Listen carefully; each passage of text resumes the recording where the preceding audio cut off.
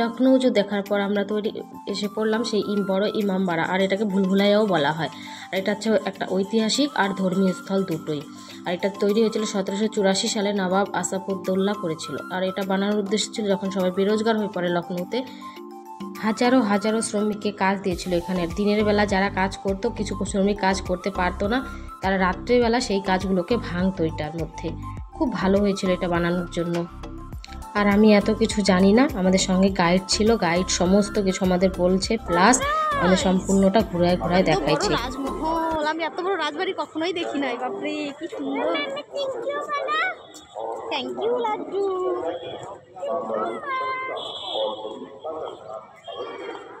কি সুন্দর, সামনে একটা গার্ডেনের মতো, ওই ভেতরে টিকিট নিবে, ভেতরে টিকিট দিয়ে তারপরে ঢুকতে হয় সামনে।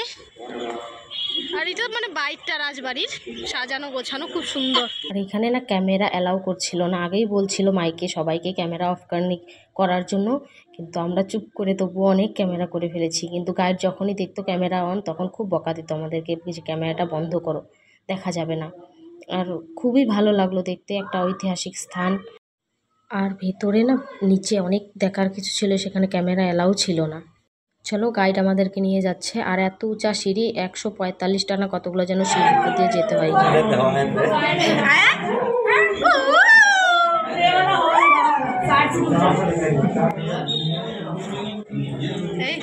দেখেছো এখানকার রাস্তাগুলো এতটাই সরু যে আমরা সাইড হয়ে কোণে দাঁড়াইছিলাম, তারপর অন্য কোনো লোক যারা আগে গেছিলো তারা বের হয়ে আসছিল এখানকার ভেতর দিয়ে। আর অন্ধকার, কিচ্ছু দেখা যায় না, মোবাইলের শুধু ফ্ল্যাশ লাইটটা জ্বালাইলেই সব দেখা যায়। চলো সামনে দেখাচ্ছি তোমাদের।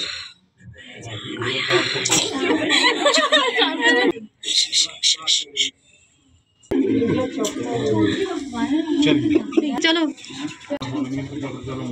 मंजुली का बुला लिया, चलो चलो चलो। हाँ मंजुली का बुला लिया, चलो। আর জানেন তো, গাইড আমাদের রেখে রেখে কোথায় যেন চুপ করে লুকিয়ে যাচ্ছিল, আর বলছিল সামনে মঞ্জুলিকা আছে, সাবধানে চলো, নাহলে তোমাদের কিন্তু চুড়েল টাইনে নিয়ে চলে যাবে। এমন ভয় দেখাচ্ছিল যে কি বলবো। আর এতই ভয় লাগছিল, 1024টা না 40টা যেন দরজা আছে এটার মধ্যে। কোন দিক দিয়ে যে ঢুকবো, কোন দিক দিয়ে বেরোবো বোঝা বহুত মুশকিল। গাইডের যদি একবার ছাড়া হয়ে যায়, সেখান থেকে বেরোনো খুবই কঠিন। আর এখানে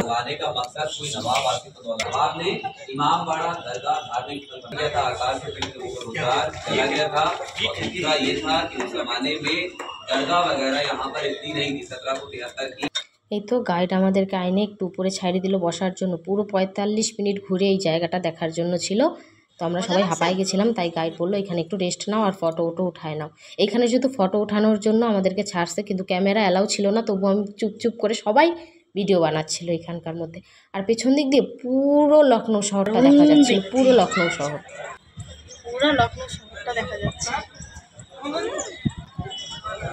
গাইড আমাদেরকে বলছিল যে এটার উপরটা তৈরি হয়েছিল আখের রস, উড়দের ডাল, মধু আর যেন কি দিয়ে তৈরি হয়েছিল বলছিল। সেই সময় নাকি সিমেন্ট বালি পাওয়া যেত না, তাই একা একা ভয় লাগে, আমি তো যাইতেই পারবো না। আর এই তো দেখো এখানে ছাদের মতো চারোপাশেই করা আছে, কারণ বহিরাগত শত্রু যেন কোনোভাবে আক্রমণ করতে না পারে সেই রাজার মহলে। তাই हम लोग को घूमना नहीं है, बाप रे बाप, पैर दर्द हो गया और डर लगता है। सबसे बड़ा बात ये है, कितना डर लग रहा है एकदम। देखो मंजुली का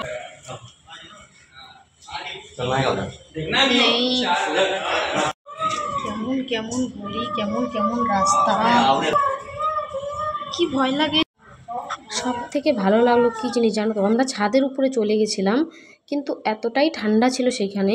গাইড বলছিল হাওয়া আসার জন্য না আলাদা রকমের কিছু জানালা তৈরি করেছে, ওগুলো ক্যামেরা করতেই দিচ্ছিল না আমাদেরকে। আর দেখো সবাই নামছে কেমন করে, সবাই সবার হাত ধরে নামছে। একবার যদি পড়ে যায় সে, তার অবস্থা শেষ হয়ে যাবে। এখানে এত খাড়া ছিল সিঁড়িগুলো, একদম খাড়া ছিল সিঁড়িগুলো।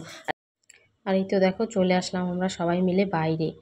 তারপরে এখানে কিছু এখন আমাদের ভিডিও হবে, সব কিছু হবে, তারপরে চলে যাব। প্রায় সন্ধ্যা হয়ে গেছে। আর এখানে জুতা রাখতে হয় তোমাদের 5 টাকা অথবা 10 টাকা নেয় জুতাটা রাখার জন্য।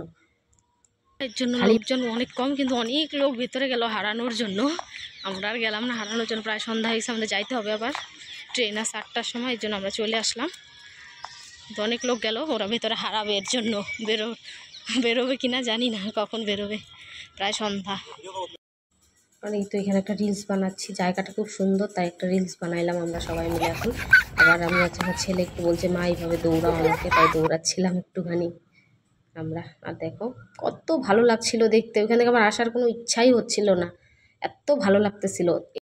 আপনারা কেউ যদি কোনো কারণবশত লখনৌতে যান, কিছু ঘুরুন আর না ঘুরুন, এর ইমামবাড়া বা ভুলভুলাইয়া অবশ্যই ঘুরে ঘুরে দেখবেন তোমরা, খুব ভালো লাগবে।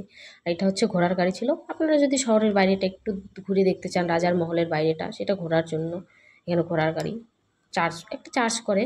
আর চলে আসলাম ট্রেন ধরে অযোধ্যা। আমাদের একটু লেট হয়ে গেছিলো, আমরা দৌড়ায় ট্রেনে উঠছি কারণ ট্রেনটা একটু ছাইড়ে দিছিল। তাই অযোধ্যা স্টেশনটা খুবই সুন্দর। দেখা হচ্ছে কালকে আবার সবার সঙ্গে রাম মন্দিরে যাব আমরা সবাই দর্শন